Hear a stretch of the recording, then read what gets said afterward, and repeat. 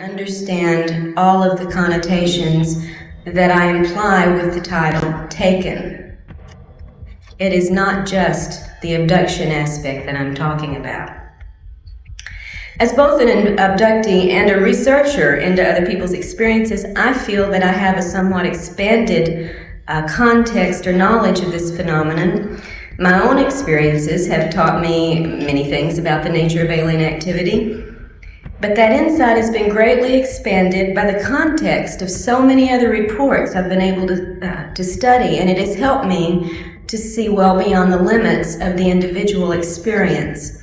If we judge the entire phenomenon only by our personal experiences, we're going to get a very distorted view. The context, the patterns, the unique elements as well as the similar elements are all very important for us to have a chance of a glimmer of understanding what may be behind this phenomenon.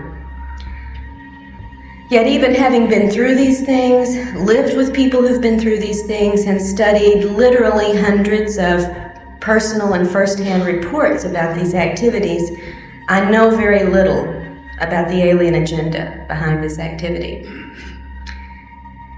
Stanton mentioned the need to hold ourselves to facts in this field, and I think that is extremely important. We should repeat that 10 times a day as we go through the work in this area. The problem, of course, with the abduction phenomena, as with a lot of ufology, is that the nature of the alien activity is designed deliberately to keep us from having much in the way of concrete evidence. Designed that way. It is not an accident. So it is difficult to feel confident of many facts. The dictionary defines facts as things and ideas which are demonstrably existent, objectively verified, and known to be certain. And at this point, given everything I've learned internally and from external evidence, there are so very few things I'm willing to call facts. The list is very short.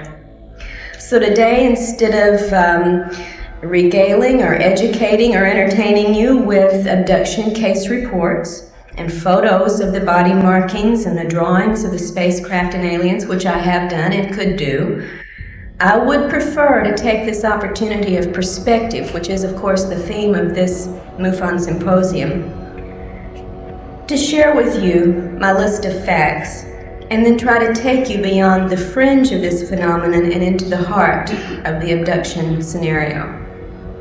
Now, I'm going to begin by discussing my list of facts before I go on to two other issues, propaganda and fantasy, because I think it's on the basis of the facts that I have been able to discern what I can about the data in the other two categories. So this will be a very short list. I hope you'll follow along with me. Facts. Fact number 1. We do not know with any certainty exactly what these entities may be. Extraterrestrial, interdimensional, terrestrial in origin, some combination of all of the above, something we have yet to even dream of. I'm going to use the term alien merely for convenience, and I am not implying that I believe they are from another planet. Now, certainly they may well be. We just don't know, and that's a fact. The aliens themselves have identified a number of different origins to various abductees and contactees throughout the years, but of course we humans have absolutely no way to check out any of the statements that they've made.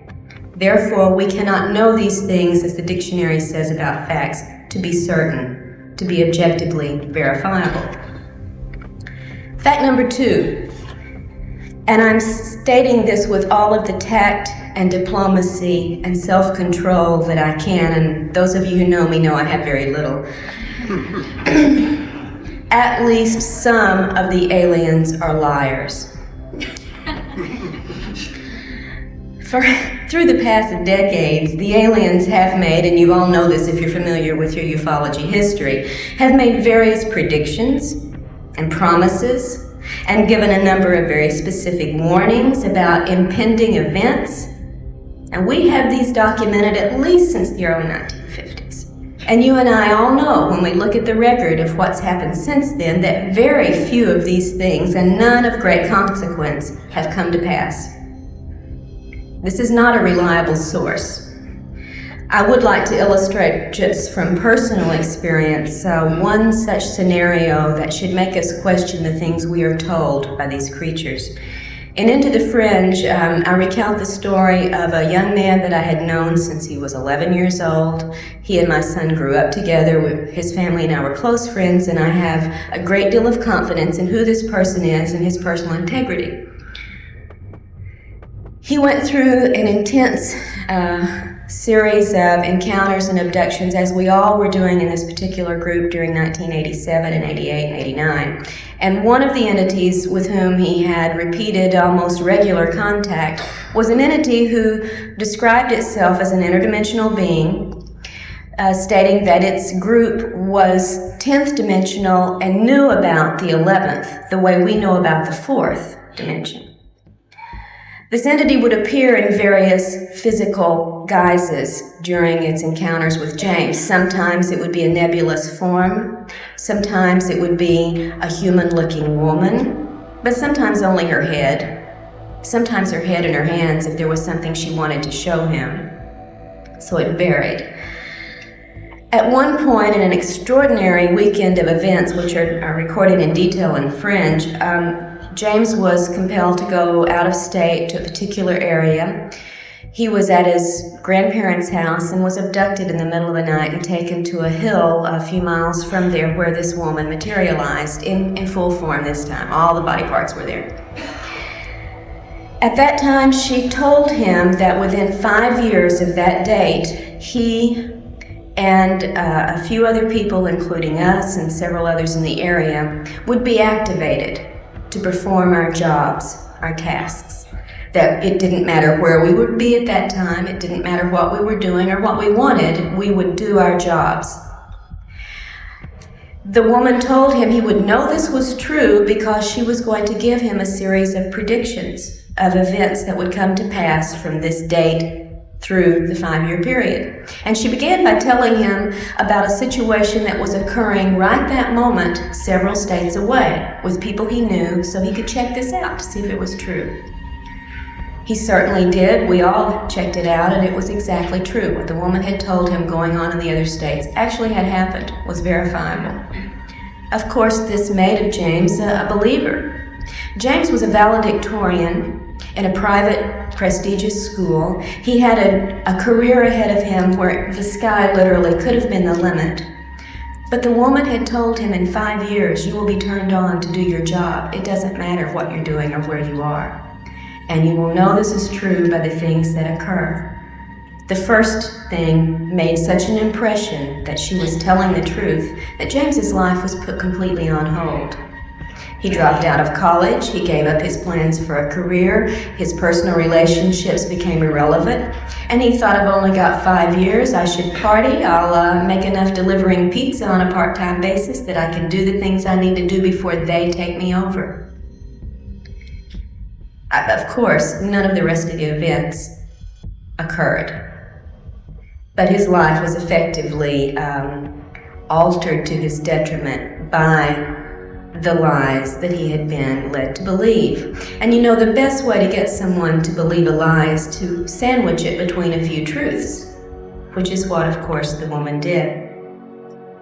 The 5 years, by the way, ended in August of 1993, and we're all still doing what we want, where we want, and we're not doing our alien jobs. The aliens have given a number of stories to people throughout the years about who they are, where they're from. And we have a list, if you compile this, and at one point I think I tried to, a list of planet origins for these beings that include everything from the planet Lanacane to Banlon. They also have given us a variety of explanations as to why they're here and why they perform certain procedures. Often, however, these explanations are contradictory.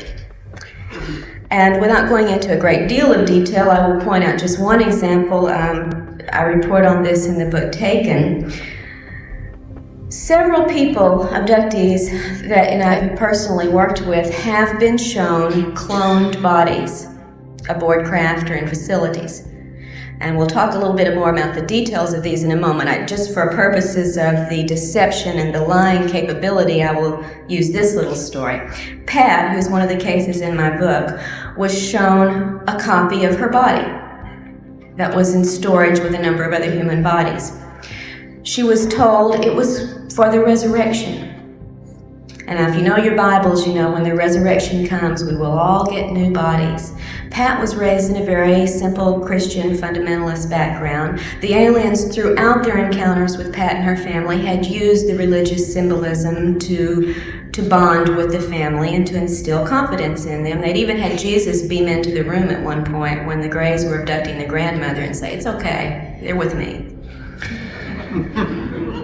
Pat was told that this body, this cloned copy, would be her new body for the resurrection, and this was extremely moving and religious for this woman. However, another woman, also reported on in the book, was shown a copy of her new body in an entirely different scenario, of course, and was told, in fact, if she didn't cooperate with the agenda the aliens had picked out for her, she could be replaced with that body and nobody'd ever notice the difference. And in a third case, we actually had that occur on a temporary basis. A woman was abducted on her way to work and shown on a viewing screen her clone going to work in her place, and nobody knew the difference. So, are these bodies for the resurrection, blessed by God Himself, or are they threatened potential replacements? Aliens didn't get their stories quite straight in those cases. Fact number 3. In encounters, the human's perceptions are controlled, as are the human's conscious memories. Now, you already are very familiar, probably from the work of Hopkins and Jacobs and others, with the concept of screen memories, especially at the onset or at the conclusion of an abduction event, right? Someone may see a strange owl instead of the ET, or a little gray rabbit by the side of the car instead of an ET, or a beautiful deer, whatever. We're familiar with these screen events. What we may not be familiar with is the fact that the screen techniques go well beyond such temporary uses in the phenomenon. And we'll talk about that a little more later also. We're talking about control in fact number 3. It's also a fact that the perception of pain can be controlled and is controlled during these encounters with the particular abductees, as are feelings of physical pleasure, often sexual pleasure. And, of course, the human's emotions are also controlled during these encounters. The fact is, you are in control of these creatures during every encounter, to some degree, more or less, normally more. Fact number 4, false memories can overlay and disguise the actual events of an encounter. And even with regressive hypnosis, the abductee may recall false scenarios. I'm not talking false memory syndrome, as so much has been ballyhooed lately in the press. That's not what I'm talking about. The abductee can recall false scenarios, even under regressive hypnosis, unless some effective method is used in the hypnotic process to help the abductee bypass implanted illusions. Some of you have heard me talk before. Remember an illustration of this concerning a woman named Joy, who in the 1970s had an encounter, a missing time and relocation episode in California. Was driving in one town, 2 hours later she's in another town, has no idea how she's gotten there. She's crying, she's in hysterics, and she feels totally abandoned and betrayed. 20 years later, when additional incidents occurred and finally compelled Joy to seek out some help to find out what was going on in her life, one of the events that she looked at under hypnosis was this 2 hours of missing time in the early 70s. She recalled in the initial stage that she was taken aboard a craft and brought by a regal and awe-inspiring figure who looked like the king and had on the robe and was, very much in charge, into a room much like this, stood before a podium much like this, gazed out into an audience of wonderful smiling little grays, not at all like this, thank God, and was given a book and told to read this book to the audience. She looked at the book, and it had blue symbols or figures on it that she had never seen, and she said, "I can't read this. I don't know what these symbols mean." And she was told, "Just put your hand over each symbol. You'll receive the impression, and then recite what you received to the audience." So Joy did this, and she would touch each symbol, and as she did, she would mentally receive a very warm, uplifting, wonderful spiritual message, which she would then recite to her audience. And she went through doing this, said the response she got was one of such love, such overwhelming acceptance. She was really awestruck by the experience.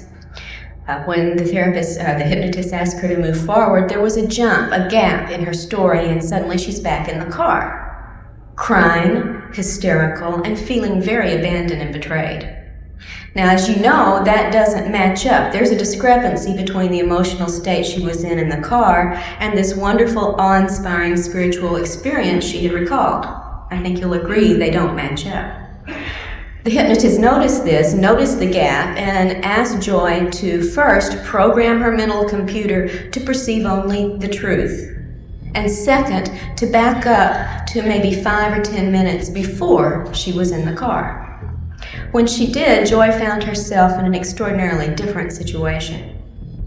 She wasn't reading a book to a loving and warm audience. She was naked, suspended in a beam or tube of light, being poked and prodded by a group of aliens who were using her much as a biological chart to explain, as we might to students, this is what this part does, this is what that is. And then she was put on a table, tilted at an angle, and was forced to endure some sexual intrusions. At this point, Joy, who could not move or talk, was mentally screaming to God and to Jesus, with whom she had very great faith, to help her, to save her, to make this stop.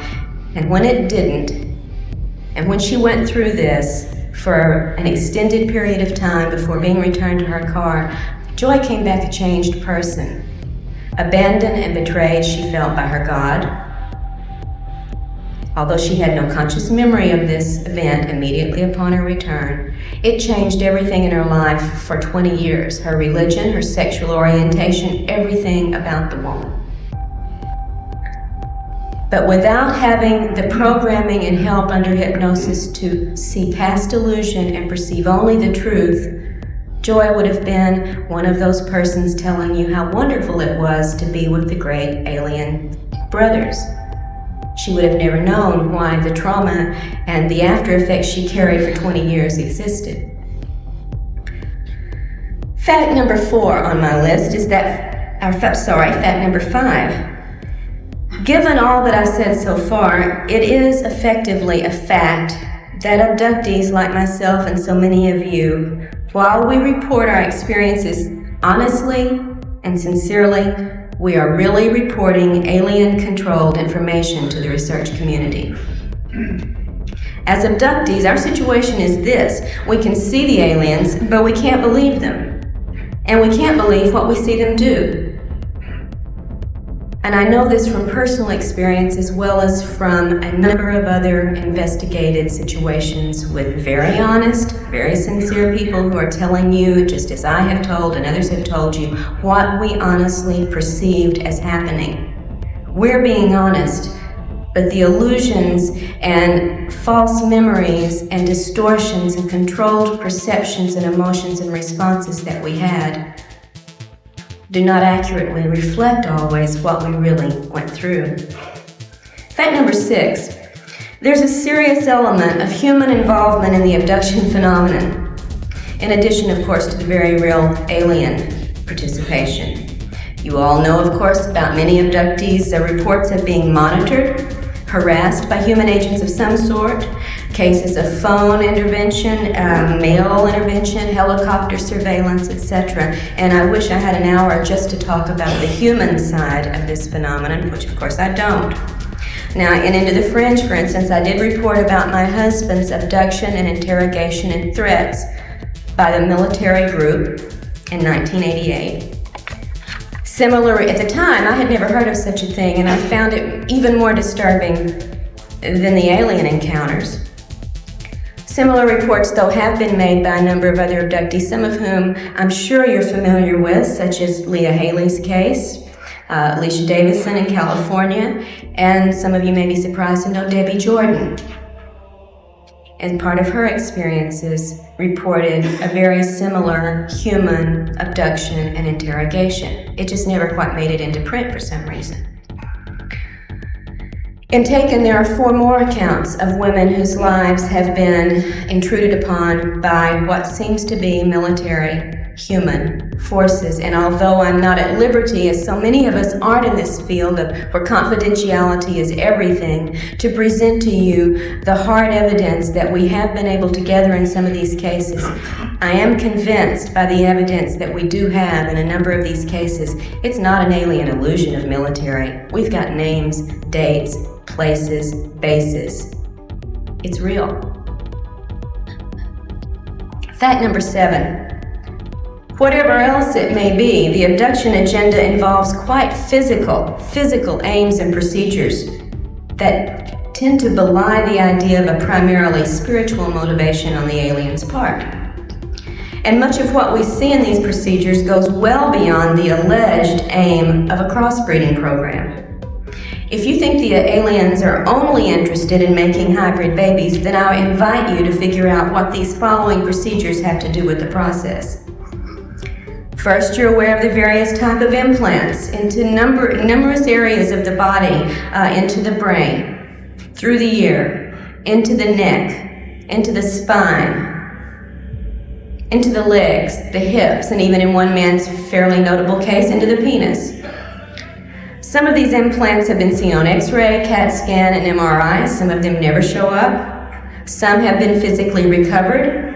But so far as I'm aware today, and I do invite those who may know better to please correct me on this, whatever analysis has been performed on these objects has not given us any sensational new information. We still don't have any proof of what these things do in our bodies.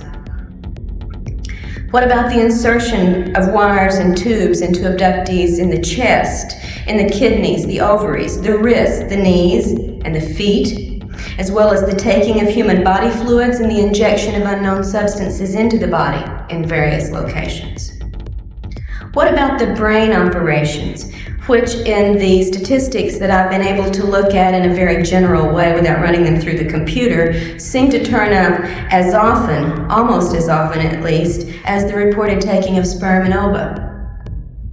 In the cases reported, the individuals who've undergone or think they've undergone, because you always have to have that in the back of your mind, give an illusion, who have undergone these experiences use almost identical terms in reporting what has happened to them. I felt like my head was opened up and my brain was taken out. What about the deliberate pain experiments meant to produce levels of pain in the abductees, apparently for the measurement, study, or pleasure of the aliens who are observing them? I reported on one of these with James in Into the Fringe. He was put through an extraordinarily torturous and traumatic experience, having holes drilled in a row through the top of his head. He received an apology for this. Sorry, but we had to do it. But no explanation for why he had to do it. And most people are not given an explanation. What about the other bizarre tests and procedures that are reported time and time again? Abductees immersed in water or some liquid in which they're then forced to breathe the liquid. I think Hopkins and Jacobs have made this fairly well known to you. They now include it as one of the standard procedures. What does this have to do with crossbreeding? Are being forced to eat or drink unknown substances that then produce a variety of after effects on the abductees. Angie, reported on and taken, was given a bitter red liquid to drink, passed out immediately, and came to in a very passive, hypnotic state in which she then went through an interrogation with a number of people. Ted Rice, another case that I've been working on for a couple of years, as a child was given a pill to eat or swallow that then produced on the 10-year-old boy the effects of an aphrodisiac. What about being forced to engage in a variety of sexual, not reproductive, but sexual situations with alien beings, with human-looking figures, and with other abductees? Frequently, the alien sexual activities are reported to be carried out by reptoid-looking beings, but not always. We've got reports of gray sex, hybrid sex, and Nordic sex, among others. And as just as in one of Hopkins' recently reported scenarios, I think it was on television last year on sightings, I described and taken how Lisa, one of the abductees reported on here, was forced to have sex with another abductee in one of her encounters. It was an extremely poignant situation after the fact. The man told her, apologized to her, told her how sorry he was that he was being forced to do this to her. He said, "They've been taking me since childhood. I don't know how to stop it." And he gave her his full name. That's all he had in his control to do. What about the cloning? I mentioned this earlier. And I'm not talking about just the potential and I think very evidentially supported idea that the little gray workers you're also familiar with, like the little guy down here on the floor, are cloned, produced, manufactured like, we do Fords, Chevys. Not just this kind of cloning of the same sort of creatures to go out and do the work, but also the cloning of human bodies, which, as I said, have been shown to abductees. Sometimes they match and are identical to the human in the situation. Sometimes they're just a bunch of identical bodies, inert, adult bodies. In one case, a man was taken to a facility in which he saw a room in which there were about 40 inert human bodies, 20 male, 20 female. The males were all identical to each other. The females were identical to each other, and they were beautiful, blonde, healthy specimens. What do these things have to do, is what I've asked you to think about, with the crossbreeding agenda? Fact number 8. All of the things that I've described to you so far are part of the aliens' physical aims and procedures. But that isn't all there is to their motivations. The agenda also involves the long-term psychological programming of the abductee. It targets, among other concepts, our social and personal relationships, our sexuality, our political ideas, and our religious and spiritual concerns. For instance, many of us, through our experiences, and I think I could get a show of hands on this, are made to be highly suspicious of our government, now perhaps with good reason. And in general, we become less trusting and intimate with people outside of this field, and very paranoid often of people within this field. As one of the women in the book, Jane, in Taken, has said, the aliens had fostered in her mind a mistrust of the government. Certainly it has changed most abductees' spiritual concerns and social agenda. With Pat, also reported on in Taken, the aliens, as I mentioned earlier, used a religious approach in their contacts with her, telling her very early on that they were angels, but, as they said, not as you've been taught. And they even had Jesus, as I said, appear in her bedroom to give us okay for a subsequent multiple family abduction event that occurred that night. Pat told me about this as her brother and sister, who also remembered the event, and said that Jesus had blonde hair and blue eyes and was very beautiful and wonderful. And I pointed out that, this is physically inconsistent with the historical Jesus that we know about from the Bible. He certainly probably didn't have blonde hair and blue eyes. And Pat could only say, well, this one did. On socio-political terms, abductees often find themselves obsessively interested in ecology, animal rights, globalism. But I've yet to see the really hard evidence, other than the ecological side of this, that this is a result of alien programming or a response, a human response to our own experiences, which tend, when one goes through trauma, to make one much more empathetic to others going through trauma. On more personal terms, abductees often go through specifically sexual obsessions, dysfunction, and compulsions. Now, because of the personal nature of sexual situations, I'm sure that so many of these reports I wish we had available to us are not well known in the abduction data body, such as other things like sperm gathering, ova gathering, fetal extractions, baby presentations, and so on. Now, I know those two are very intimate and very personal scenarios, but it seems that we humans are even more sensitive about our sexuality. And if you've ever known someone who's had a sexual assault, no matter how traumatic, unwelcome, intrusive, and criminal the event may have been, the person tends to carry, without a lot of help to get over it, a sense of shame and responsibility. This is also true for abductees. In private, although these reports are not often made public, in private, abductees have reported not only straightforward sexual encounters during abductions, as I mentioned earlier, but also the aftermath of such encounters on their lives. You might be surprised, and again you might not be, to know how many abductees report obsessions or compulsive masturbation after their experiences that they do not have control over. Overwhelming sexual appetites. Conversely, the loss of all sexual appetite or the fear of sex, as well as sexual obsessions with people the abductees normally would never be attracted to. Fact number 9. With their advanced technology, the aliens can create virtual reality scenarios that are usually absolutely real to the perceptions of the targeted abductee. Now, such capabilities have often been theorized and hypothesized and discussed in this field, but for me, they were confirmed in an extraordinary case, multiple case, that I have helped research for the last couple of years, involving an abductee named Ted Rice. This is the one story I do intend to tell in detail before going on. In the early 1990s, Ted was in Florida visiting an old friend named Marie, and she had also invited a third friend, a woman named Frances, as a house guest. Ted was in one room. Marie and Frances went to bed in twin beds in the other room. Shortly after going to bed, Ted heard his hostess, Marie, screaming, "Ted, come here quick."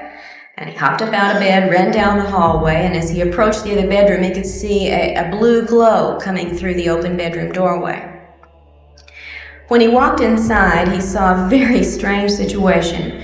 His host, Marie, was pinned as far away, up against the wall, as far away from the bed area as she could, staring fixed at one of the twin beds in which Frances was still lying. The bed was surrounded by a large, spherical, blue energy field of some sort through which little lights seemed to dart and move. Frances was raised in a slightly raised position just as she had been starting to sit up in the bed and had been paralyzed in that position.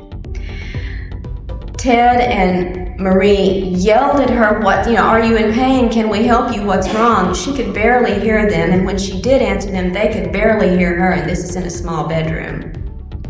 She, for several minutes, they observed, was carrying on a conversation with the ceiling. And then a few minutes later, she was carrying on a conversation with the foot of her bed. A few more minutes passed, and the sphere of electrical energy disappeared, and Frances was able to move again. When she sat up, she told them what she had been experiencing. It had begun, she said, hearing the sound of a helicopter low over the house, and in fact she had turned to her hostess, Marie, and said, "What's a helicopter doing over the house this low, this time of night?" Marie said, "What helicopter? I don't hear anything. You're dreaming. Go back to sleep."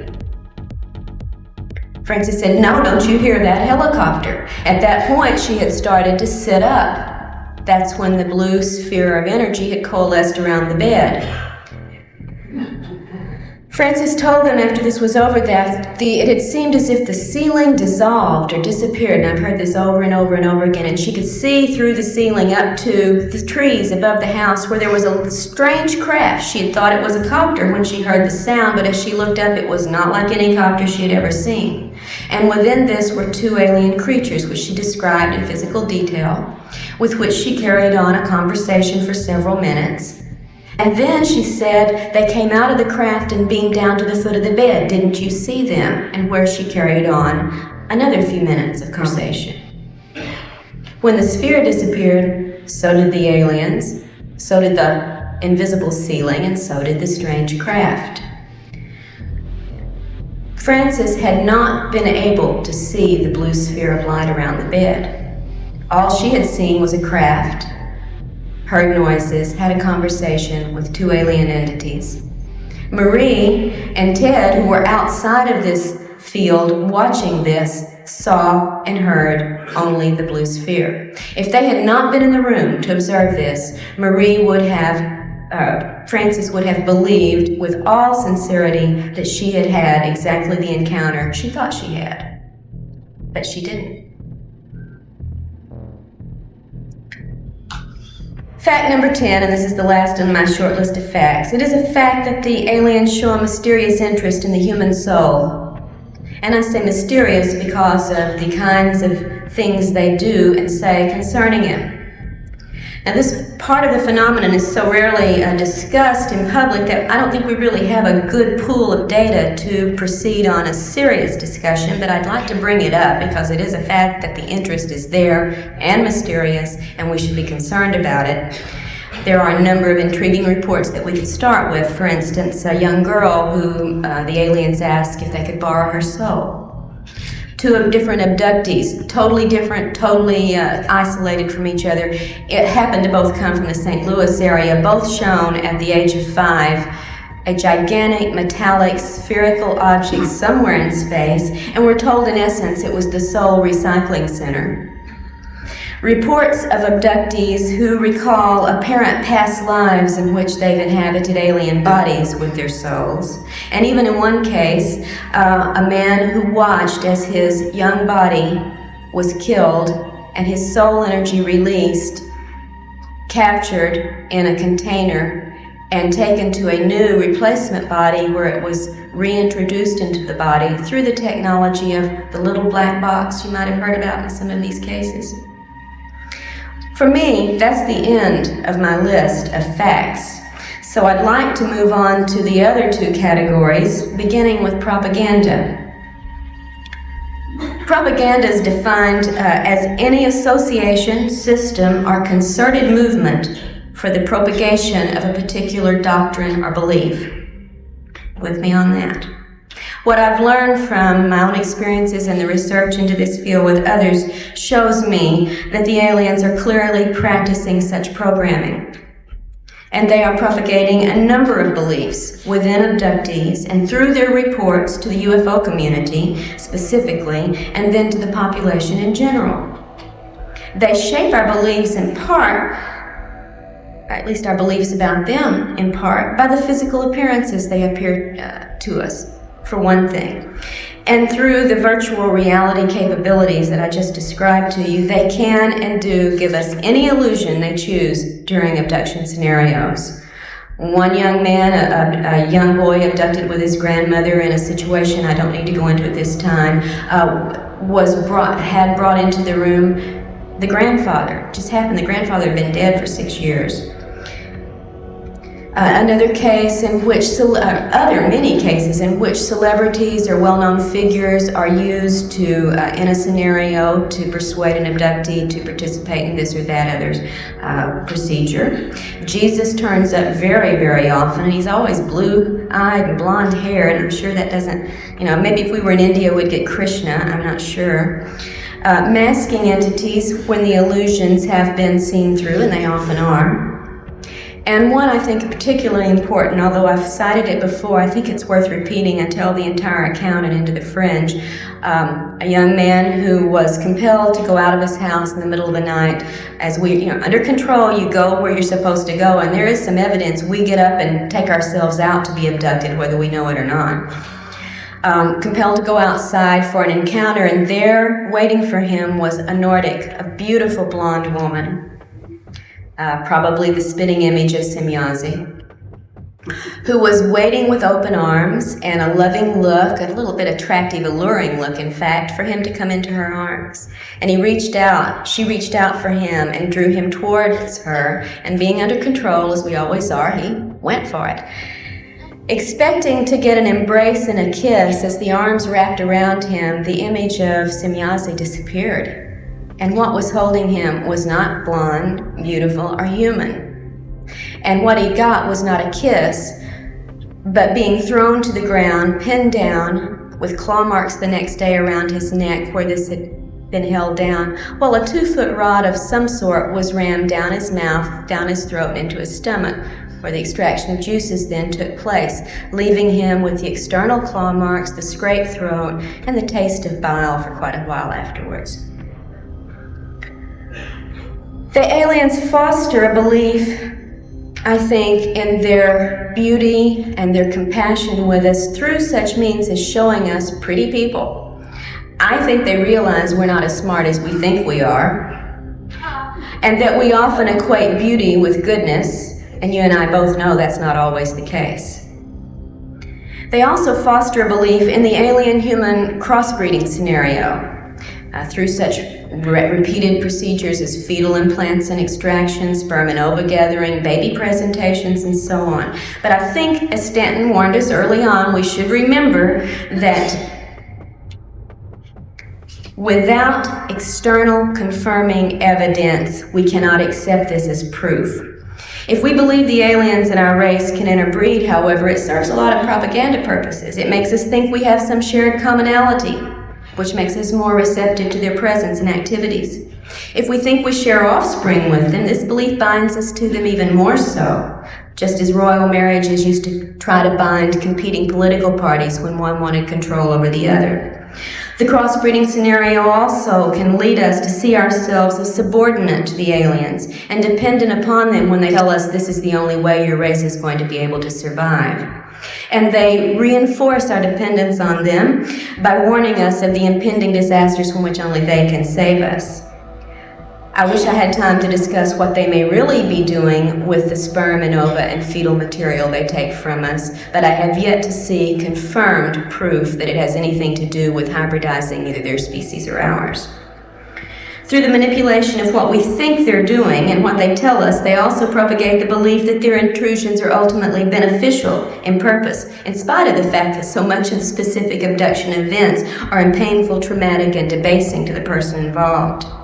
We have many well-known accounts, abduction accounts, or should I say contact accounts, in which a person has been given a very positive, spiritual experience, sometimes with physical healing or expanded intelligence, psychic abilities, and these abductees feel very compelled to go out and tell you about their situations and proclaim that the spiritual benevolence of the aliens is all there is to it.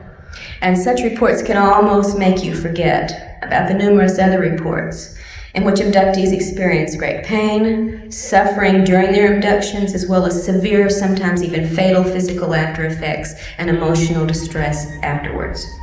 Some apologists for the aliens call such problems unfortunate but unavoidable, as if they were privy to the do's and don'ts of the alien conduct.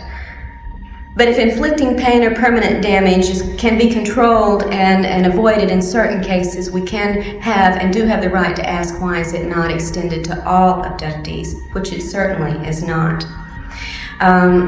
Just real quickly, one case I reported in Taken, Beth, a Puerto Rican woman, abducted in the late 1970s along with some of her children and her husband, went through a series of very strange physical and spiritual events during this abduction. Afterwards, suffered with a persistent, weeks-long rash that no one could explain, severe nausea for days afterwards, headaches, blinding headaches, severe hair loss, and such damage to her eyes that she developed cataracts, and she was a very young woman. This called for surgery, of course, to remove the cataracts, and the surgeon found evidence that she had had previous eye surgery, which she, of course, had never had. We have reports over and over of diseases, distress, sometimes fatal situations following immediately upon abductions, as well as the wonderful healing cases that are out there. They do exist, but if they exist for one, why do they not exist for all? And I think we need to ask that. The propaganda techniques also include perpetrating good cop, bad cop situations, or good alien, bad alien situations. You know how many accounts tell of painful, traumatic events taking place during an abduction, and then they stop when the good alien enters, the friendly one, the protector who makes it all better and takes away the pain. Binds us to them. We've got a helper. Reminds me of what goes on in some of the abduction and hostage situations we've been familiar with over the years. These things tend to instill in the abductee a sense of awe, a sense of fear, a sense of vulnerability, and in a very, very strange way, a sense of bonding and identification through that protector alien figure, making us subordinate and vulnerable in our relations with them. The aliens start early in the abductee's life to instill notions that the abductee somehow belongs to the aliens, is alien property, sometimes telling children, as they told me, that they are their parents, that the human parents are not the real parents, that we are their possession. Aliens say they have the right to do the things they do to us. They never show us, however, the warrant for that right. They foster our belief in the crossbreeding agenda. And if all we had to go on was the data related to this, that would be a very acceptable theory, but I hope I've made clear to you by what I've presented heretofore, that's certainly not all there is to the phenomenon. In a handful of cases, well, I don't have time, we're coming to a limit here, abductees have even seen these wonderful hybrid fetuses that are supposedly going to either save their race or our race, depending on which alien you're talking to at the time, deliberately destroyed. In one case, blended up as we would do a milkshake, and when the woman, in great distress, protested this, was told in effect by the alien, "Don't get so excited, it wasn't really alive anyway, and don't worry, we won't waste any of the physical material." I wish I could go into a series of other reports along this line that bring block after block of evidence upon which to build the idea that we should not accept hybridizing and crossbreeding as the agenda. But again, time is of the essence. Programming also occurs with the sexual scenarios that are carried out, and again, without getting into the details, they are mostly reported by abductees to be invasive, unwelcome, and traumatic, having after effects on the sexuality of that person, sometimes for years afterwards. There are a lot of details we could discuss, maybe during question and answers we can. But in general, alien propaganda seems designed to promote the superiority, the proprietary nature, and the benevolent status of the aliens, and the subordinate dependent position of humanity. To close, I'd like to talk very quickly about the issue of fantasy. Fantasy refers in some of its definitions to suppositions resting on no solid ground.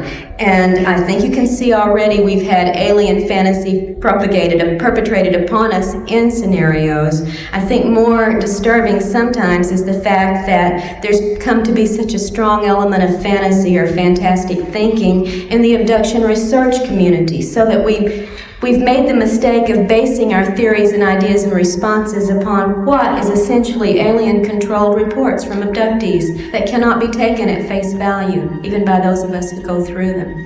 These have led to fantastic theories, those with no basis on solid evidence.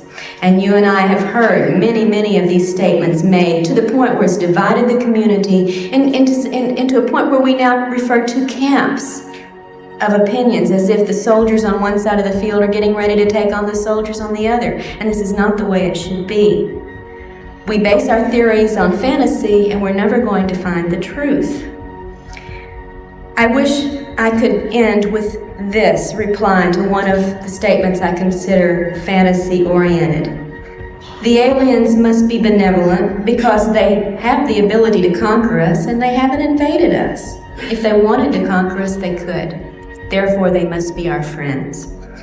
And my reply first is, every time a person is abducted, there is an invasion. Also, please remember, there are many more sophisticated ways to invade than to use weapons of mass destruction. If they can control and manipulate the way we think, the things we see, and how we emotionally respond, they don't need those weapons. I have to bring this to a close, and I would like to say that we must, I think, get rid of the fantasy element in our thinking in this field. We have our own human needs and desires that also help shape our thinking, not just the alien control data that abductees report. We do not want this to be a bad situation, therefore we don't let ourselves think it could be.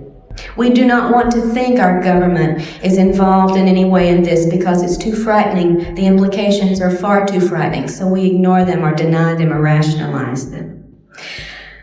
We feel so helpless sometimes to affect any change in the abduction scenario that we forego focusing on the big questions and resign ourselves in effect to abductee therapy, which of course is necessary, but it's not abduction research. The point is not so much learning how to live with the situation as it is finding answers to the questions of who in truth these beings are, why they're here, what technology they possess that allows them to implant and control us, to clone our bodies, to harvest our energy and our physical material, and to find out what our government knows about this agenda and what it may be trying to do about it, and why part of that involves intimidating, surveilling, and even abducting abductees. And I think these are the ideas now on 25th year anniversary of MUFON, when we have to look forward to where ufology should go. In the field of abduction research, these are the areas that I would advocate we concentrate our energies, in spite of whatever wishes, fears, and prejudices we bring into this. There is no room for fantasy in our thinking about the potential consequences of the alien presence. Thank you.